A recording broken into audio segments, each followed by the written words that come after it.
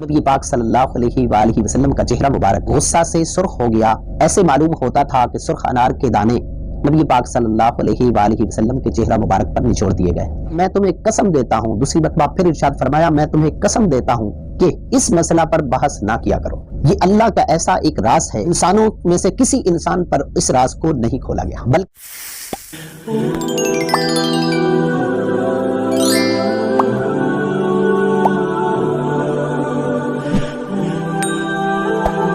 بسم اللہ الرحمن الرحیم۔ السلام علیکم ورحمۃ اللہ وبرکاتہ۔ آج ہم اسلامک ٹپس چینل پر نبی پاک صلی اللہ علیہ وآلہ وسلم کے فرمان کی روشنی میں 3 باتیں ایسی سیکھیں گے کہ زندگی میں بہت کام آئیں گی۔ بہت سارے ایسے مشکل موڑ آئیں گے زندگی کے اندر کہ جہاں انسان سوچو بچار میں پڑ جائے گا کہ اب میں کیا کروں۔ تو یہ 3 باتیں اگر ذہن کے اندر یاد ہوں گی، پختہ ہوں گی، تو انشاءاللہ ہر مشکل گھڑی سے نکلنے کا کوئی نہ کوئی راستہ ضرور نکل آئے گا۔ آج کی ویڈیو سے آپ کو کچھ بھی سیکھنے کو ملے تو ویڈیو کو لائک کرنا مت بھولیے گا، یہ آپ کا تعاون ہمارے لیے بہت مفید ثابت ہوتا ہے۔ اگر آپ چاہتے ہیں کہ نبی پاک صلی اللہ علیہ وآلہ وسلم کی پیاری پیاری زندگی بدلنے والی سنہری باتیں روزانہ شام 7:15 پر آپ کو سننے کو ملے تو اس چینل کو سبسکرائب ضرور کیجیے گا، یہ آپ کی ہمارے ساتھ محبت کی نشانی ہوگی۔ بنا وقت ضائع کیے ویڈیو شروع کرتے ہیں۔ سب سے پہلے آج کی حدیث کا ترجمہ سمجھ لیتے ہیں، اس کے بعد آسان انداز میں اس کی مختصر وضاحت سمجھیں گے۔ سیدنا ابو ہریرہ رضی اللہ تعالی عنہ فرماتے ہیں کہ ایک دن ہم اصحاب رسول آپس میں تقدیر کے مسئلے پر بحث مباحثہ کر رہے تھے کہ نبی پاک صلی اللہ علیہ وآلہ وسلم اس مجلس میں تشریف لائے جہاں ہم بحث مباحثہ کر رہے تھے۔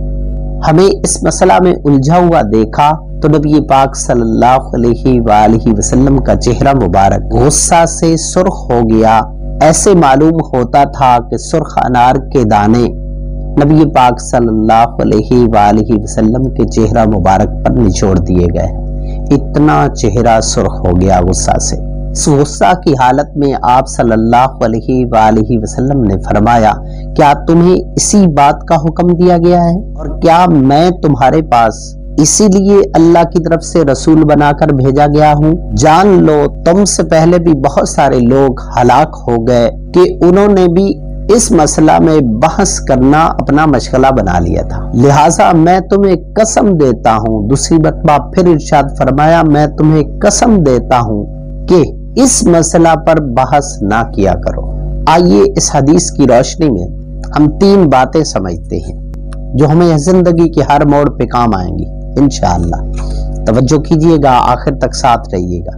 پہلی بات کہ اللہ کی لکھی ہوئی تقدیر پر بحث کرنا، اس سے نبی پاک صلی اللہ علیہ وآلہ وسلم نے نہ صرف منع کیا بلکہ سابقہ لوگوں کی حالت بیان فرمائی کہ جو لوگ بھی اس مسئلہ کی تحقیق میں گہرائی میں جن لوگوں نے بھی جانے کی کوشش کی وہ ہلاکت میں پڑ گئے، گمراہی میں چلے گئے۔ منع تو کر دیا گیا۔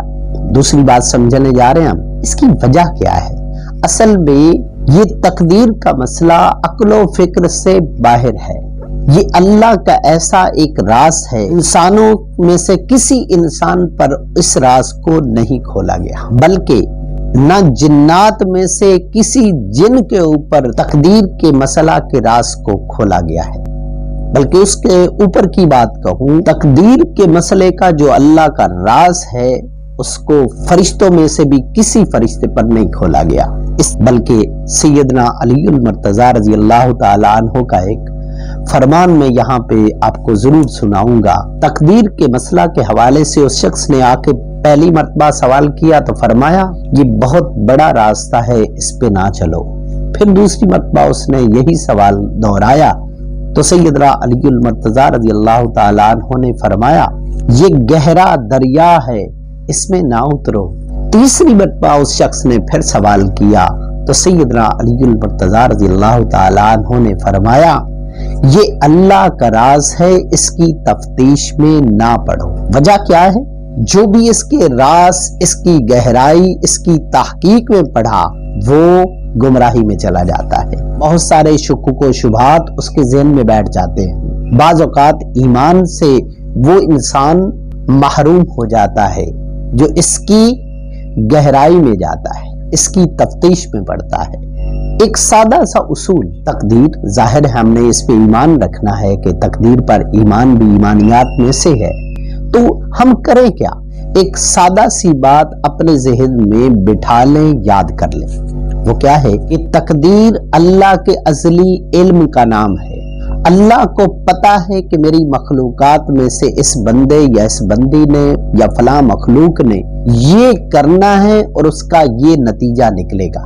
جیسے کسی ایک ماہر استاد ٹیچر کو علم ہوتا ہے کہ میرا یہ فلاں شاگرد اس کا رزلٹ یہ آئے گا، وہ 4 مہینے پہلے ہی بتا دیتا ہے کہ میرے اس شاگرد کا رزلٹ یہ آئے گا۔ اگرچہ اس استاد کا علم ایک گمان ہوتا ہے، ایک اندازہ ہوتا ہے، لیکن اللہ کا علم پکا علم ہے۔